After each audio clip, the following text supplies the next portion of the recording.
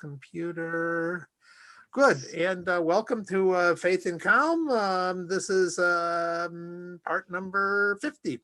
And welcome. And I hope that we'll have some interesting things. I think after today, we're going to start more. I'm going to start focusing more on Pesach. I've already started. Obviously, I've started the cleaning. I've started shopping. Get in there early. That's my rule. Get the wine and get the matzah and the other stuff. I haven't got all the matzah, but got the wine today. And Passover's coming. Pesach's coming. So a lot to do, prepare. It's a real marathon, and I enjoy it. I enjoy this phase. Don't ask me to come over and clean your house, though. I like to clean, but doesn't go quite that far. If you guys need a cleaner, I've got a girl who's fantastic. Mm-hmm. Yeah, good. So we're gonna hopefully start turning over the kitchen and so forth. It's a lot of work there. It's a lot of work. Yeah. And that I basically, a lot of it has to be done myself. So Be mistaken, but I think you're supposed to do it yourself because it's a holy task. That there's a spiritual component to the cleaning itself that requires our attention and our internal cleansing. Yes, it's so you can't fire it out. You are correct. When you're cleaning physically, you're also supposed to be cleaning out your soul. I could tell you a cute little story about that. If we have time today, I'll tell you about that, how that works, actually. That's very interesting. But today we're at Passover yet. We're still I'm going to wrap up some thoughts from last week's Parsha, which was Moses stomping up the mountain to ask for forgiveness for the Jews because they built the golden calf. And it's really, I think it's there's a story here, and there's a story that I really haven't appreciated so much in the past, and this year more than ever before. I think it came home to me. First off, of course, obviously it's surprising that the Jews were able to did such a thing. It was a complete betrayal of their mission.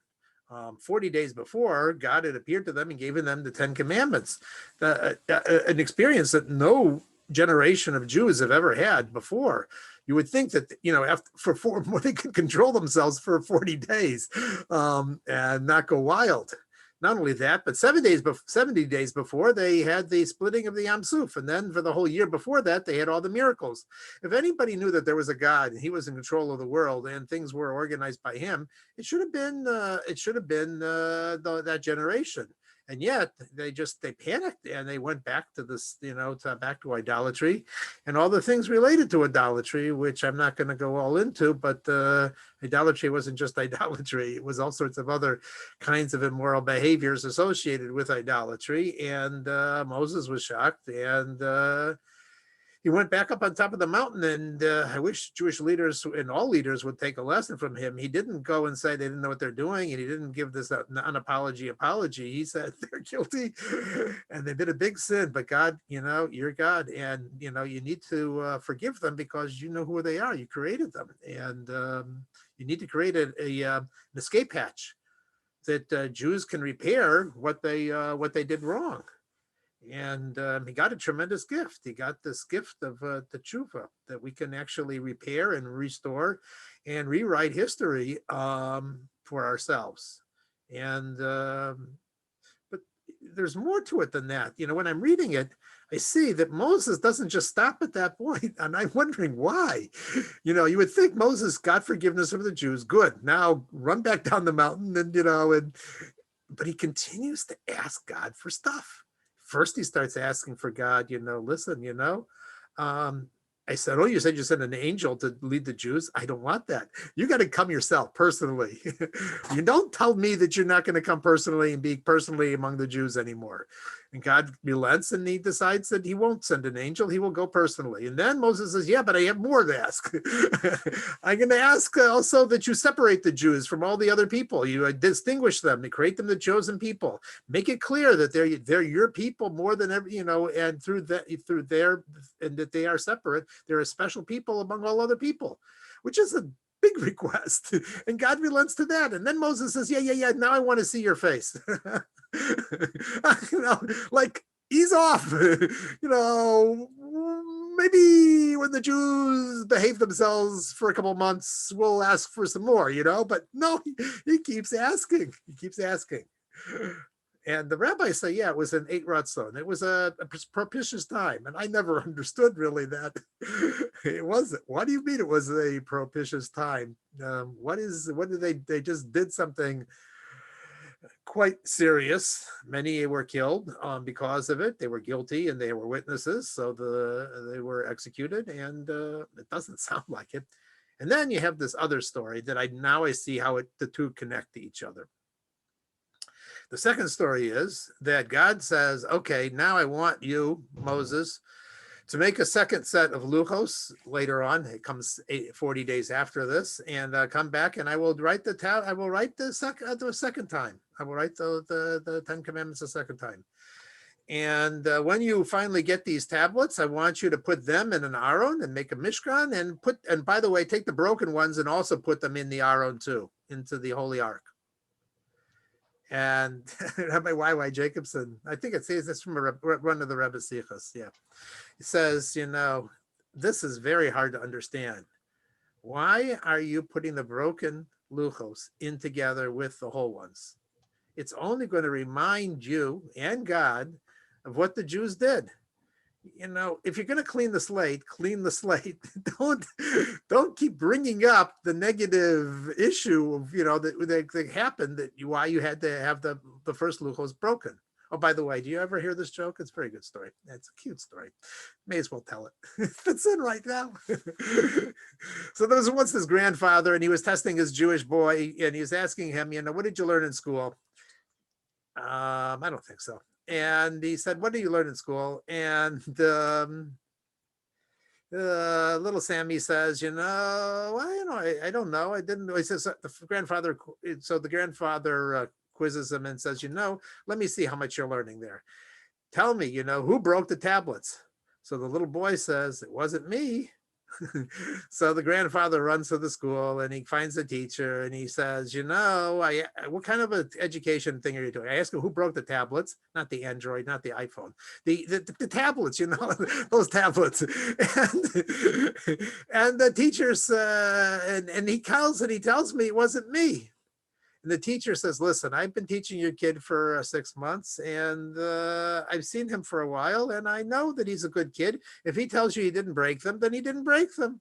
So now the grandfather is really upset. He runs into the principal, and he says, the teacher's, the kid tells me that he didn't break the tablets. The teacher tells me he didn't break the tablets. I want to know what, I asked you a simple question. Who broke the tablets? And this is the school. This is the teachers that you have here? And the principal says, I can understand that you're very distraught. And I just want to assure you that we at the administration of the school will make sure that you are repaid for every cent that the tablets cost. Just tell us how much they cost. So the story is sort of a story about Jewish education these days. Anyway, so so Moses puts in the broken tablets together with the whole tablets. Why? The answer is quite profound and quite interesting and quite meaningful. And that is the following. And it's sort of illustrated by a story with the Baal Shem Tov. The Baal Shem Tov once was approached by a lady in a town, and the lady said, my child is very sick, and I want you and all your holy students to pray very much for the health of the child. And the Baal Shem Tov got together with all his students, and they were praying and praying, and nothing was working. So then he sent out a message with one of his students to gather together all the Shtat Genovim, all the town thieves. There was a profession in those days. There were people who were the Jewish thieves in the particular town. And he said, you have an organization, come together, the Baal Shem Tov wants to see you. And he brought them all together. And when he got them all together, he said, listen, I have a request for you. He says, you all are very, are very good at breaking into places. I need you to start praying so that this boy gets healed. And they all came together and they started praying, and the boy had a miraculous recovery. And his students afterwards came to him and said, I don't understand. You know, we were praying, you were praying, all these holy people were praying. And then when you brought the thieves in, they were able to bring a refuah, a healing for the child. How did that happen? And the Baal Shem Tov explained, and he says, you know, when I was praying, I saw that the gates of heaven were locked and all our prayers were not being able to get in. They couldn't go up. So I said, you know what I need here? I need professional lockpickers. I need somebody who really knows how to break into places. And these thieves, they're very good at breaking into places. So I decided I would get them on our side and I see if they could break in. And then sure enough, they were able to break in and get, and that was what caused the healing. What's the story trying to tell us? The story's trying to tell us a very interesting and a very relevant point in life and about ourselves and about our faith and trust and what we're doing here tonight. And that is that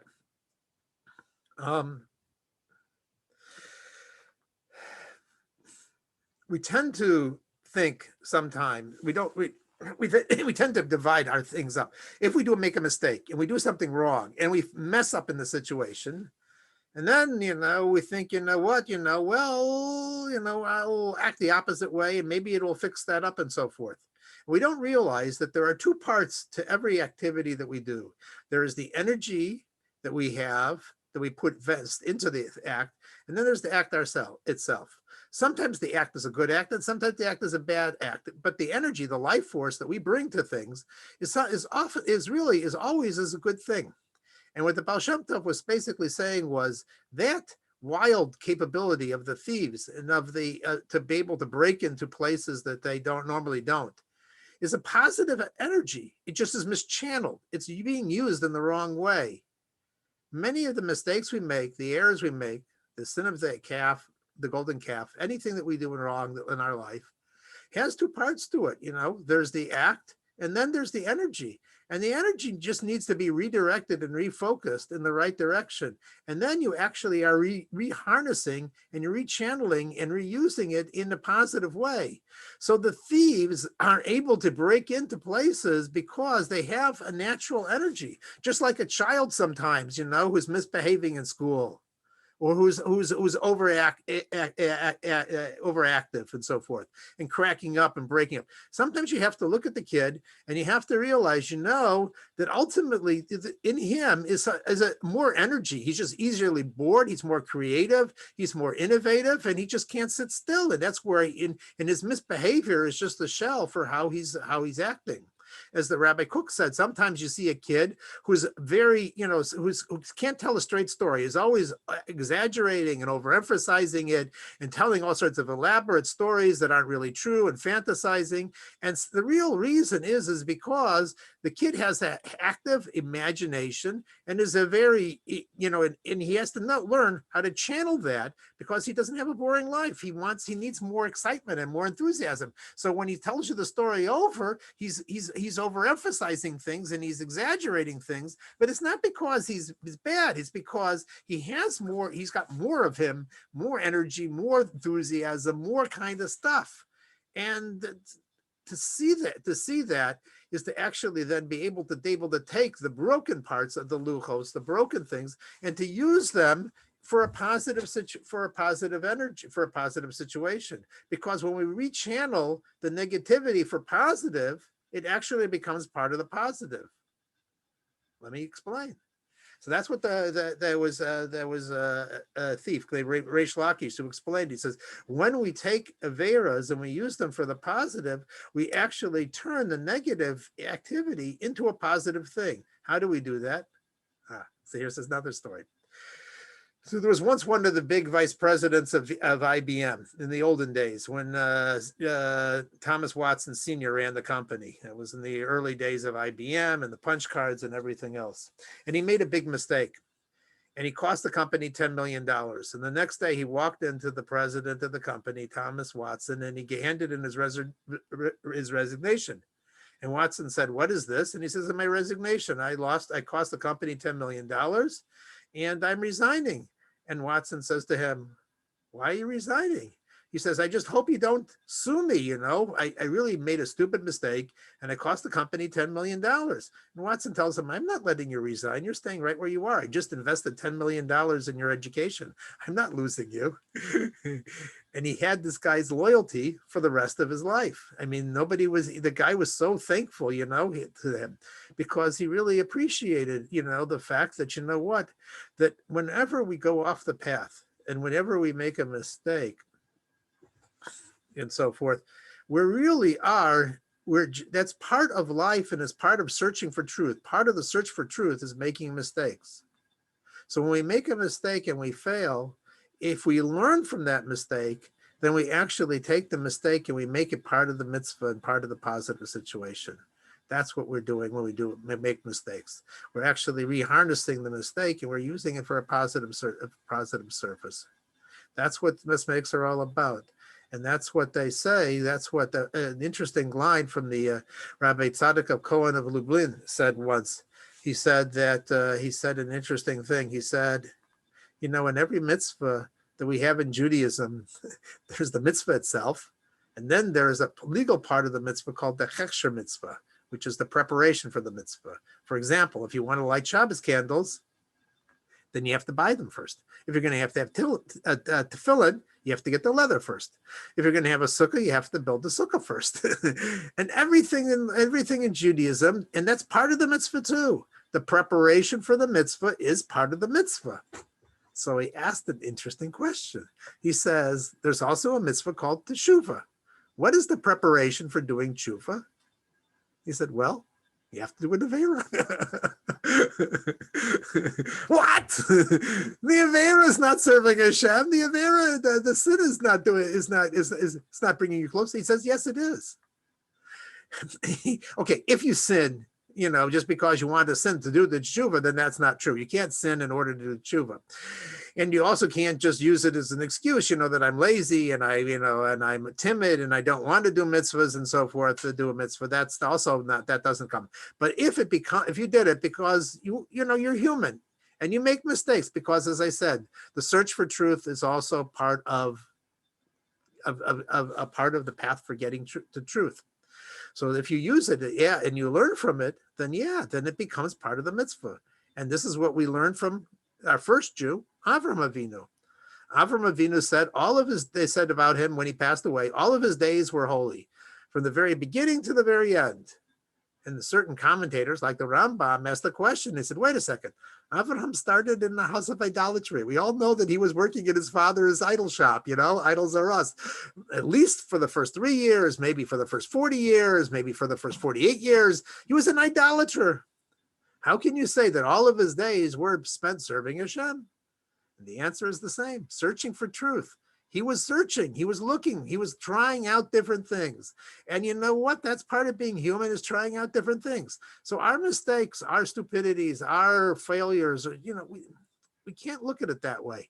They say about these things, he says, you know, worrying is like spending time today squandering the opportunities for tomorrow by thinking about the failures you did in the past. It's like, you know, you have to know that part of the mistakes that we make and start of the foolish things, and we look back at it, we say, why did I do that? And so, and why did I do it twice? And why did I do it 3 times? It was what you honestly approach it as a learning process. And you know what, you take a lesson from it, then it actually becomes part of your zechus, part of your work, your merits. So I think that is really the lesson, the positive lesson. Why every year we read about the 10 command, the breaking of the luchos and the making of the idol, and why those broken pieces have to be in the Aron and the Holy of Holies together with the whole pieces, is because we don't try and just push aside and pretend we're all holy, holy, holy. And now I've had this magic dust sprinkled on me and I'm religious and everything is all in the past and I'm a different person and so forth and I'm born again. It's not the way it works. We keep those events with us, and we know that, you know, because of where we saw it before, we utilize it for a positive, and we use the energy in it, the energy that we thought was for a negative purpose, we use now channel for a good, just like the overactive child. We use it for good. then you know what? Then it becomes part of our mitzvah, it becomes part of our good things. And that's an important lesson in life, I think. And it's an important way to approach in a realistic way who our humanness and our relationship with God. So with that, I think I can either tell a story while waiting for my wife to come back, I think, or I can open the floor for questions, or I can turn Tell a over story. tell a story. Tell a story. That was a good one. I like that. I never thought of it in that way. What did you say about the child? You called him the what kind of child? So when we had, as you know, a sort of a foster child with us, and we went to different consultants and so forth, because we noticed a lot of energy with this child. Wait, I'll tell you. No, it's not right. Okay, I know. Anyway, would you let me say what I'm going to say? Okay. Okay. Anyway, it was a challenge and so forth, because he was very different than us and so forth. And my wife came across a book called The Explosive Child. And we learned a lot of interesting things from that book. It was really interesting because it explained, that many times children who act out in classes or at home or something like that, it's because they have more energy, more enthusiasm. They have a richer life than you. And when you look at it that way and you say, wow, it's just a boring life and a simple life, that's not for them and so forth. So you have to treat them in a different way. And you know what? You'll find out that they have a lot more joie de vivre, and they'll give you more back than you could ever imagine.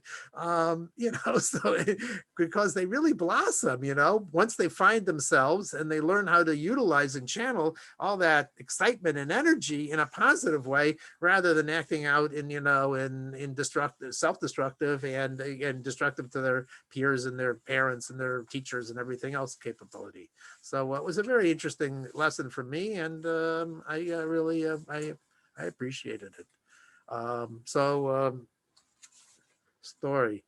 So this is a story I heard this Shabbos. It was from Rabbi Naginsky, who's a Russian rabbi at our synagogue. He came from Israel. And so he said the story in Hebrew. So I may not have gotten all the details of the story down properly, but he said once that was not so long ago, well, maybe it was for 30, 40 years ago. It was one of his teachers, Rosh Yeshiva now, Netanya, and he said he was going to come to visit he was going to come for his traditional year, to learn in 770 with the Lubavitch Rebbe and his group called Kvutza, all his other peers. I know he must have been a teenager in those days. Anyway, but he saw that on he pushed off his flight for an extra day than the rest of his group, because he wanted to go to a wedding of one of his friends, which meant that the plane would arrive Friday morning in New York, which you're not supposed to do because you never know what's going to be with plane flights. And sure enough, exactly that happened with him. It comes in Friday morning and it's circling and circling, and they said they're not landing, and he finds out they're landing in Boston. So he figures, okay, there's lots of Jews in Boston. I'll have a nice Shabbos in Boston. But then they don't let him off the plane. They've locked the gates. And he says, why? And he says, because we're going to take off right away. We're going to go back to New York as soon as the weather gets nicer. And he says, yeah, but I can't stay on the plane if you're going to land after sunset. And the pilot says, don't worry, I'll get you there before sunset. Yeah, sure enough, he gets them a few minutes before sunset. They land at Kennedy. So now he's at Kennedy, and now he's got a problem. You know what the problem is, and so forth. You can't get a cab, you can't drive, you got your luggage, and you're stuck in an airport for Shabbos, and with maybe a little bit of food and stuff like that. And he has to manage as best he can. Now, I don't understand the rest of the story, because he says that the next morning he got up and he went down to the taxi stand. Don't worry, he didn't go and hire a cab, but somehow he convinced the cab driver, if I can understand this at all, this cab driver, Kennedy to Crown Heights is a good 30, 40-minute drive. Doesn't look that far, but it's some expressway driving and so forth. It's not Brooklyn to out to Kennedy. It's a ways. Convinced the cab driver to drive really slow, and then he was going to walk after the cab. I don't understand this at all. What's with his luggage? I don't know. I really didn't understand that part of the story. So anyway, he's walking after the cab. some of his friends from Crown Heights come out. They walked all the way to the airport because they were worried about him, to find out what happened with him. And they meet him on the road and they walk together with him Saturday morning back to 770. So they get back to 770 and it's now afternoon, and the Rebbe is for bringing. The Rebbe is for bringing, and he's speaking, and everyone is there. He says he'll go, but he hides in the back in the corner somewhere, and the Rebbe is talking. And in the middle of the talk, the Rebbe says, we have a visitor here from Israel. Everyone knows what's going on. And he's very embarrassed because he's hiding there in the corner and so forth. And I want him to know that he's accepted here like everyone else. And he should say a l'chaim, and he should sing a snigun, a song, and participate in the gathering, the Hasidic gathering. And I think this is part of, like Moses never told never chastised the Jews, never screamed at the Jews about what they did, because it's part, like I said at the beginning, part of the search for truth is making mistakes. And if what you're doing is utilizing the mistakes and the errors, actually, as part of your later as your service, you're becoming a greater person and a bigger person than you were before. And if you have never made the mistakes, you would have never been able to get to that point. So that was the theme of I think of the Sarah Dipros. That was the story that I was going to tell. Okay, that's a wonderful. That was a really wonderful story. That really pulled it all together. Thank you. It did. Thank you so much. Thank you. Thank you. Now turn over. Yasher Koach. Okay. I'm sorry I came late. Hi. That's okay. I'm sorry I came late. I'm happy to see you. I'm extremely happy to see you. Okay. So, good. I want to say hello to everybody. Let's see, maybe I'll put it on this. You don't have to mute me because I'm not at work. Okay, good. I'm happy. Okay, I want to welcome everybody. And I want to say that this is sort of like a celebration because, this is our 50th session together. Isn't that incredible? This is our 50th session together. And even though we have a small group tonight, it's still a very, very, very, very big celebration. And I'm very happy. And I've enjoyed every minute of it. And so anyway, Kane your boo. I hope it continues with even greater strength.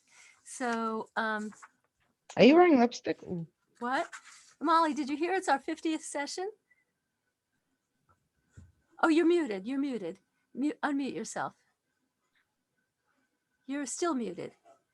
Did you Haskell Schmidt? You have to unmute yourself. There, okay. Yeah, it's our 50th session tonight. Yes, So, I read it in your yeah, email. Yeah. I couldn't believe it. I thought we were at like 47 or something. Yeah. No, it's the 50 50th session tonight.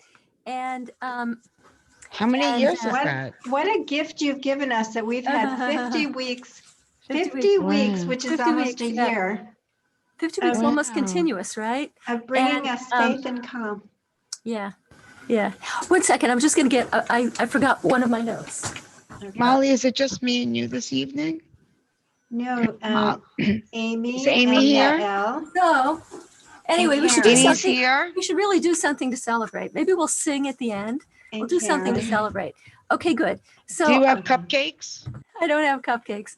I don't have cupcakes, but actually I do in the freezer downstairs. I have incredible cupcakes. I have Boston cream pie cupcakes, but you have See, to I come know here. That's the only problem. Okay, good. So we are Boston at session cream pie 50, cookies. and This would be good. and we can bring at the end. We can sing or do something. I think at the end, Amy, start thinking about songs, and whatever. I'm going to repeat the same thing I always say, which is that we're here for a reason. We're in an extraordinary time. The Lubavitcher Rebbe told us years ago, and the Lubavitcher Rebbe was not wrong about any public pronouncement. He said that that the Geula, the redemption of the world and the Jewish people is unfolding, meaning that we're in the most extraordinary time in human history, and that Hashem, we're running the show. Hashem is depending on us, and he gave us the tools. He gave us the Torah, which is our guidebook. He gave us leaders like Moses, like the Rebbe, and he gave us mitzvahs, which are the way we change the world. And we know that all of us have been here before in this earth. This is not our first incarnation. But we were chosen to come back this time because we have a particular function to fulfill in this moment. And what we're doing tonight is actively furthering the process. We're actively helping to unfold the Geula, the redemption of the world and the Jewish people. So I want to, I like to start out by saying something that we said from last week in session 49. And I think it was Yahaskel Shimon that was pointing out that what is your mission in life? Your mission in life is wherever you find yourself. Wherever you find yourself, your mission is not on the other side of the world. Your mission is the situation you find yourself in. You're supposed to do something with that situation. And whether it's the family that you live with or the situation that you're dealing with, your circle in some way, that's your mission. And then I think in my part, I was talking about no matter what the situation looks like in the world out there, it is the Geula unfolding. And we talked about the redemption from Egypt, and it certainly didn't look like a redemption for much of it. Even after Moses was appointed at the burning bush, once that happened, that meant once the Redeemer is appointed, and the Rebbe said the Redeemer has already been appointed in our time. Once the Redeemer has been appointed, then it's like a bowling ball going down the alley. It's not going to stop. But it might not look like that at all times. And we know that even after Moses was appointed as the Redeemer, horrible things happened. It looked really horrible. So you cannot judge what's happening based on different things that you see around you. It's not the whole picture. Only Hashem has the whole picture, and He knows what he's doing. So and then we also, if you weren't on last week, there was a really nice miracle story about a man named Jeremy Jordan, and it's towards the end of session 49. So if you didn't hear it, it's worthwhile looking it up. So today I want to talk about what the title said, that this is an auspicious week. We are now tonight is the 25th of the Hebrew month of Adar. It happens to be, let's see if I have it here. Yeah, I have it. I'm going to open it up. And it happens, I'm going to share my screen. Let's see, yeah. Okay, it happens to be the 25th. It happens to be the 25th anniversary of the Lubavitcher Rebbetzin, and for Purim, this adorable girl dressed up like the Lubavitcher Rebbetzin. She's the spitting image, except 4 years old, or 3. Who knows how? She looks maybe 3.5, 4. Oh my gosh, So she's anyway, precious. it's the Rebbetzins' 120th birthday, and Mr. High. isn't that Hi. adorable? I just had to show it to you. So what's that? Thank you. Oh, I'm sorry. I think you have to mute me. Oh, yeah. Okay, good. I'm Okay, good. sorry. Yeah. What does that mean?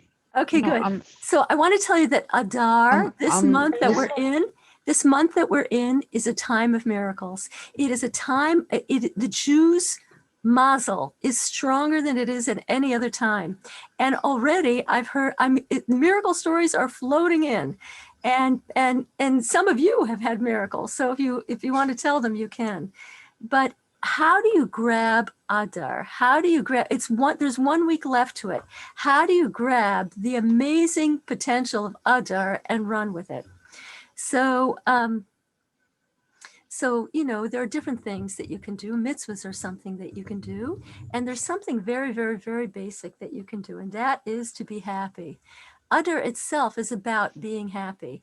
And happiness itself facilitates the flow of blessings. And so I want to, many years ago, 20 years ago, Haskell Shimon and I, and this foster child that he mentioned, she's not a foster child. He was like weekend child. He was our Shabbos child. And we went to New York for a Shabbaton, an adult Shabbaton. And Rabbi Manis Friedman was speaking, and he gave such a nice talk about happiness, about simcha. And I remember it till this day. And it makes a very important point that's really worthwhile knowing. So that simcha is not just, happiness is not just a nice state to be in and a very worthwhile state to be in. It also tremendously facilitates the flow of blessing. And he explained logically why that's so. And I thought it was fascinating. First of all, he told, I'm going to tell it briefly. He told a little story about a woman who came to the Lubavitcher Rebbe in the 1950s. She was from Europe, and she and her husband were well off. And they had a daughter of marriageable age. And the problem was she wasn't finding anybody. And so she went to the Rebbe because people went back then, start right from the beginning. They knew that this man is a channel for blessing. And and so she came for a blessing. She was used to going, she went for blessings in Europe to rabbis there. So now that she's in America, she went to the Lubavitcher Rebbe. And he asked her, he said, and what about your store? You said you have a store. Is it open on Shabbos? And she said, oh yeah, the store is open on Shabbos. She said, really, we're well off enough that we could close the store. But we're not doing it until the daughter gets married, until the daughter's settled. We're not changing anything. And the Rebbe said to her something very unusual. He said, you say that when the daughter is married, when the daughter is settled, then you'll keep Shabbos. But Hashem says, keep Shabbos, and then the daughter will get married. And she just got into a huff. And she said, I went to many Rebbes before in Europe, and nobody gave me conditions for their blessing. And she walked off. That was in the 1950s. 11 years later, in the 1960s, 11 long years later, their store was in Newark, and there were riots in Newark. And there were riots in Newark, and their store was burned down. When a store is burned down, it's not open on Shabbos. It was closed for 2 Shabboses, and the daughter got engaged. And she got engaged to somebody who lived right in her neighborhood, but nothing happened before. They didn't meet each other. It didn't come up. She got engaged to somebody right in the neighborhood. And as Rabbi Friedman said, that this woman wanted to put her thing. First I get the good thing, and then I'll do the right thing. But Hashem often likes it that you do the right thing, and then you get the good thing. So his point was not just that story. His point is that many people react that same way with simcha. They say, when I get this, then I'll be happy. When I get, this milestone that I've never had, then I'm going to be happy. When I get this cure that I'm waiting for, then I'll be happy. When I get a good income, a good job, then I'll be happy. And Rabbi Friedman said the most effective route is not that way. The most effective route is the opposite. Be happy, and you're so much more likely to get that which you desire. And he told a logical reason for it. It was really fascinating. There are things called, there are spiritual emanations. I don't know how to describe it in simple English, but there are, for example, the body has nothing of its own. The body doesn't have knowledge. The body doesn't have anything. When it wants something, it has to solicit it from the soul. The soul has everything. The soul has wisdom. The soul has kindness, compassion. All those things are from the body. When the soul needs something, it has to solicit it. When the body needs something, it has to solicit it from either the soul or from the broader spiritual world. So we're all familiar with this in a sort of way, because there are, for example, on Yom Kippur, we daven, dear God, open the gates of wisdom, open the gates of compassion, open the gates of happiness, whatever it is. You might remember it from the end of the Yom Kippur davening. Please, God, open the gates. Why are we saying open the gates? Each of these spiritual attributes is surrounded by a spiritual fence. but there's a gate in the fence. So we say, Hashem, let the gate be open so that that quality that we need showers down on us. So all the spiritual attributes have a fence around them, and they all have a gate that you can daven to be opened, that you can pray to be opened.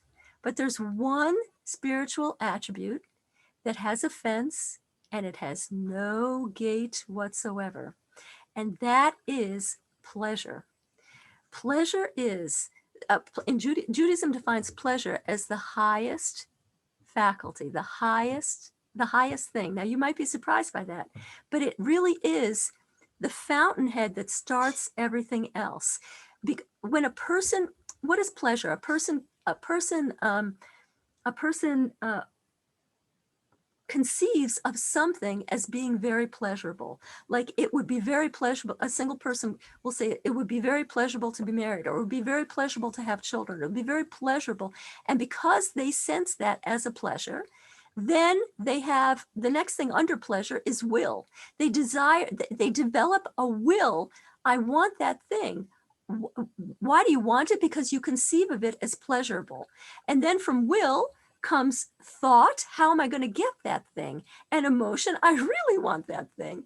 And it goes down and down and down until, each thing is lower. But the fountainhead begins with something that we conceive of as pleasurable.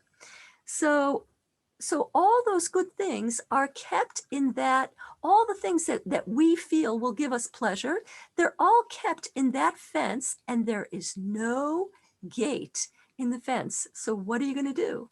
You can't even daven that the gate should be open because there's simply no gate. So there's an amazing sentence in Judaism. It's actually famous, but very few people realize how literal it is. We say, Simcha poretz geder. Simcha breaks the fence. So all the good things we want in life are in this fenced off area called pleasure, the attribute of tainug, the attribute of pleasure. We want it. The only way to get it is simcha, because simcha is a fence breaker. Simcha breaks spiritual boundaries.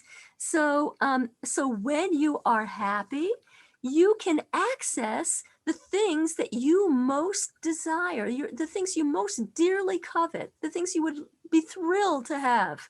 The route to get there is happiness. So I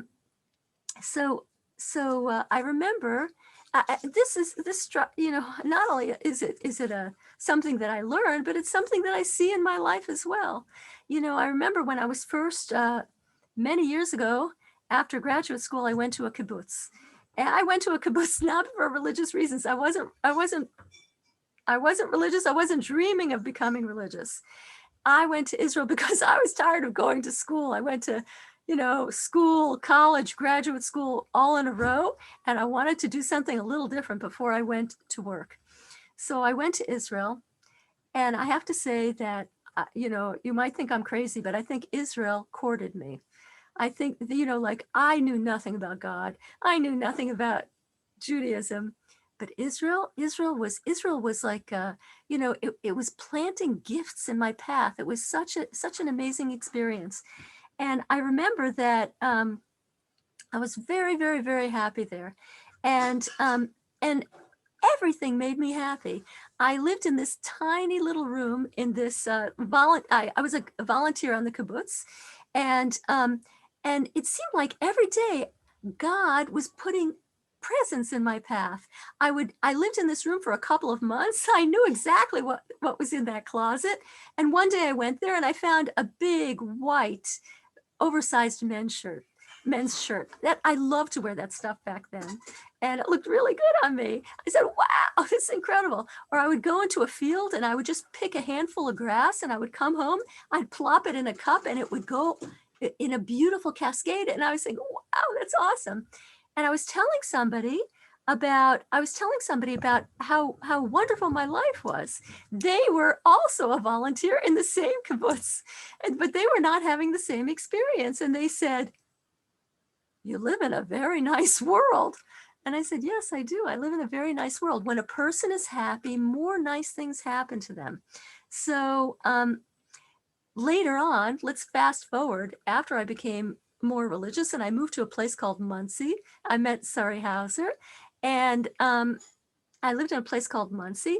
And, you know, I had a fantastic job. I had I was the editor in chief of a Jewish women's magazine, and the founder and the editor in chief. And it was a great job. It was a fantastic job. Every once in a while, I would write one of the articles. Mostly I just edited, but every once in a while I would write. And there was an art patron who actually lived across the street from me, a very wealthy art. He and his wife, they were Jewish art patrons, and they patronized all these Jewish artists who made these really incredible things. Their house was an incredible place to go to. And so I went there with a photographer, I believe. And at the end of, and by that point, I had been single for a very, very long time. I had been single and searching. And this guy was probably a perceptive guy.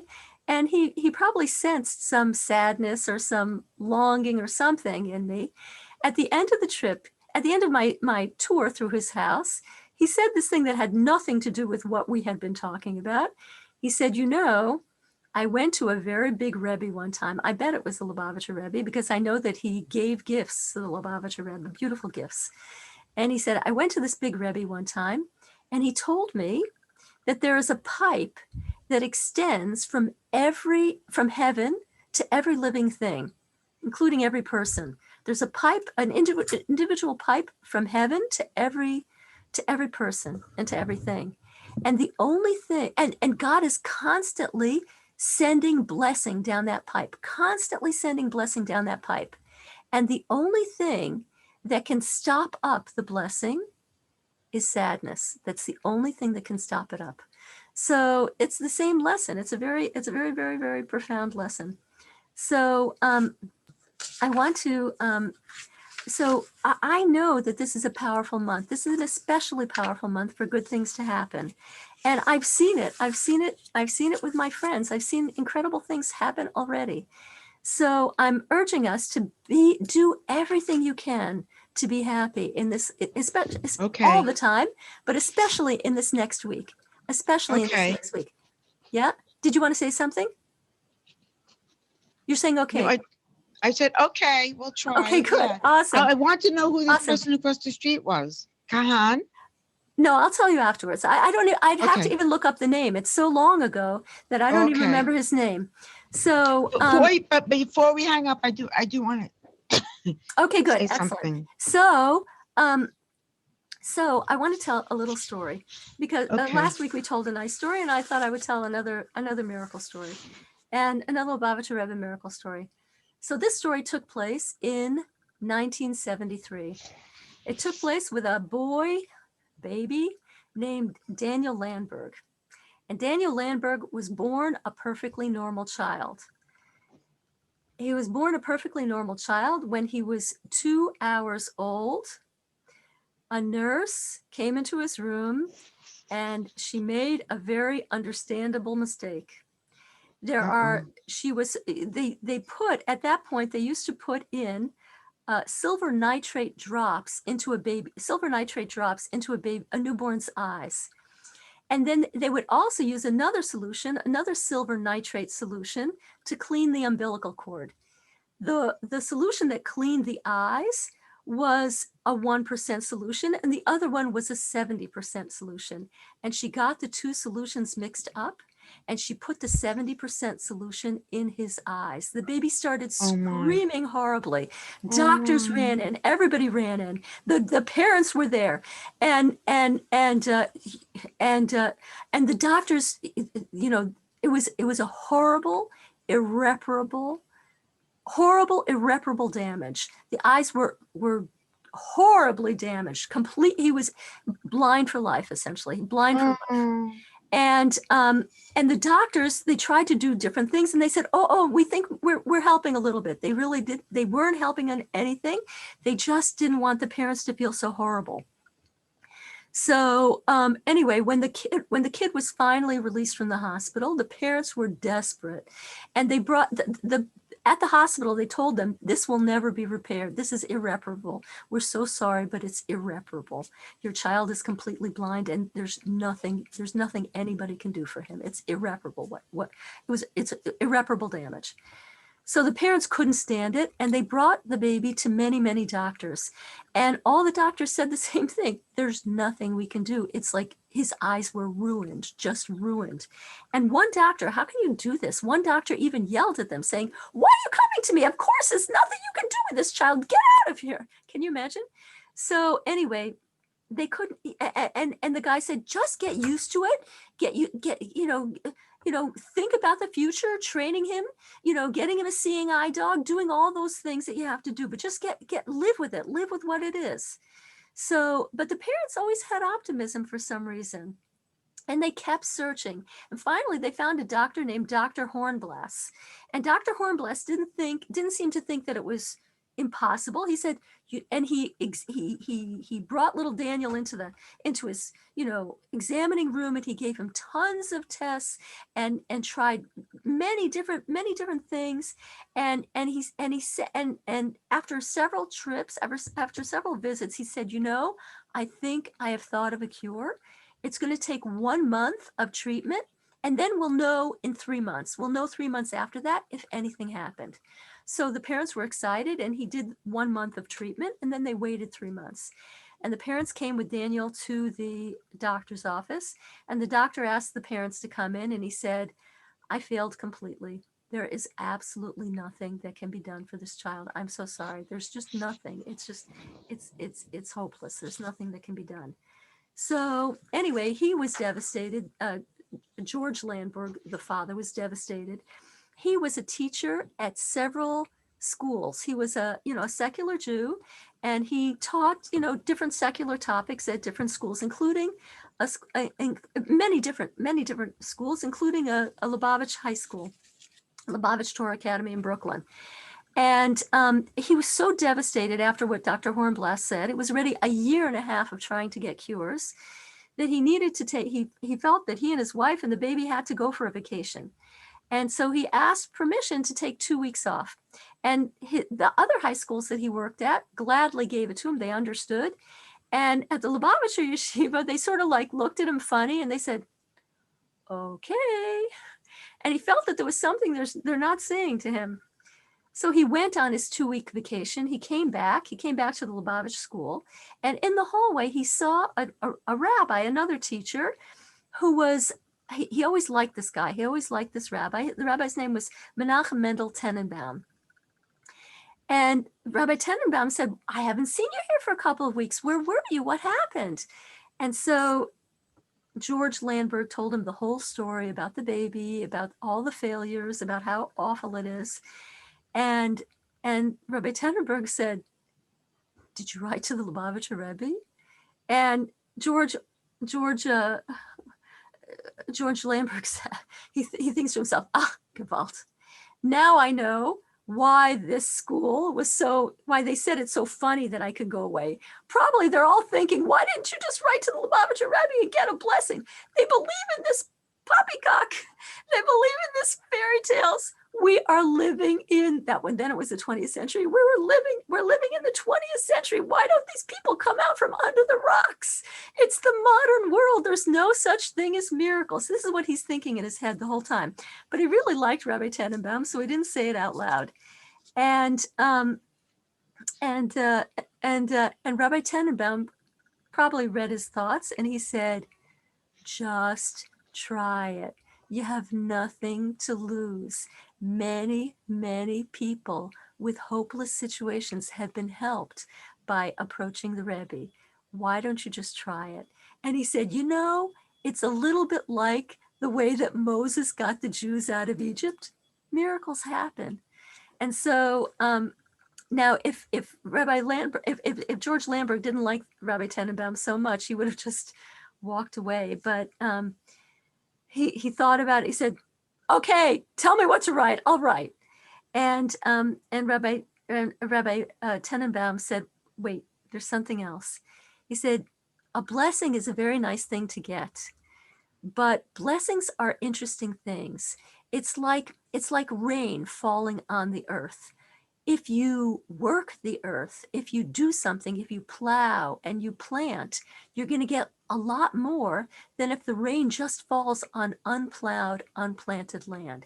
It pays. The blessing is so much more powerful if you do something to solicit the blessing, like doing a mitzvah. And he said, can I ask you a personal question?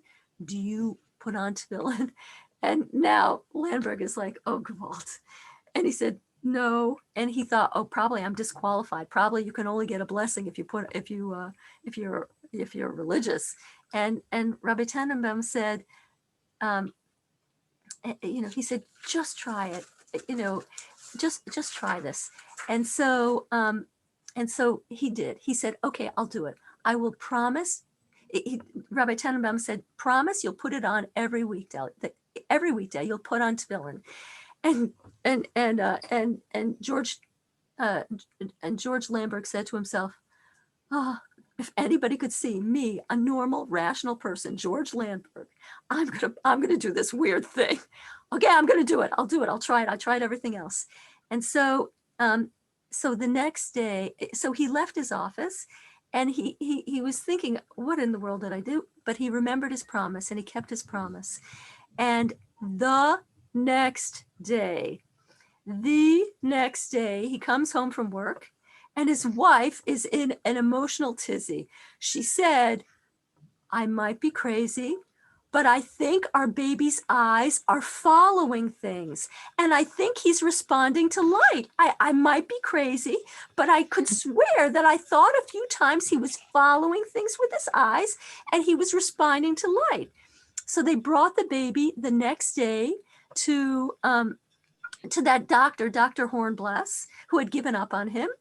And Dr. Hornblass, they ask him to look at the baby. He looks at the baby and he gets furious at them. And he says, what? After all the months I gave to you, you went to another doctor and you didn't even tell me? And they said, what are you talking about? We didn't go to another doctor. And he said, well, so what's happening? Your baby is starting to see. Somebody must have treated him. And they said, no, we wrote to the Lubavitcher Rebbe for a blessing. And then the doctor said, oh, the Lubavitcher Rebbe, I heard about him. Makes sense. Anyway, he continued, Dr. Hornblass continued to treat the baby. In 3 months, the baby had full vision restored. By the time he was What 7, did he treat the baby with? by the time he was 7 years old, they were able to do surgery, and they even removed they did plastic surgery, and they removed the scars from his eyes. So he didn't have scars, and he didn't have, and I'm going to show you a picture of the family. When they're much older, and they came to see, this is, I have to turn it around 1 minute. No, that's not what I want. I want to flip it over. Oh, I don't see where I can do this. Okay, wait a minute. You'll just have to look at it sideways because I'm not so geschickt in this for some reason. It's not my familiar program. I'm going to share my screen. Share screen. And here we go. Now, I don't want this girl. I want only this one. And which of these things can I, Haskell Shemin, are you here? I need to rotate this image and I don't see. Can you guys see? Look sideways. This is the Rebbe. This is George Landberg, and this is Daniel Landberg as a young man already. And they're coming to the Rebbe and getting a dollar from the Rebbe. Anyway, okay, good. Okay, good. So anyway. That whole episode, his whole miracle was written up in the October 1976 issue of the New York State Journal of Medicine. They wrote up the whole thing without mentioning the Lubavitcher Rebbe, that it was just a phenomenon. But anyway, why did they write it up? Because they no longer treat babies that way, because he was not the only baby that they made this tragic mistake on. So now they have a different method for handling newborns, thank God. So anyway, I'm going to, oh, it's 8:03. I'm going to turn off the recording. And Amy, did you come up with a song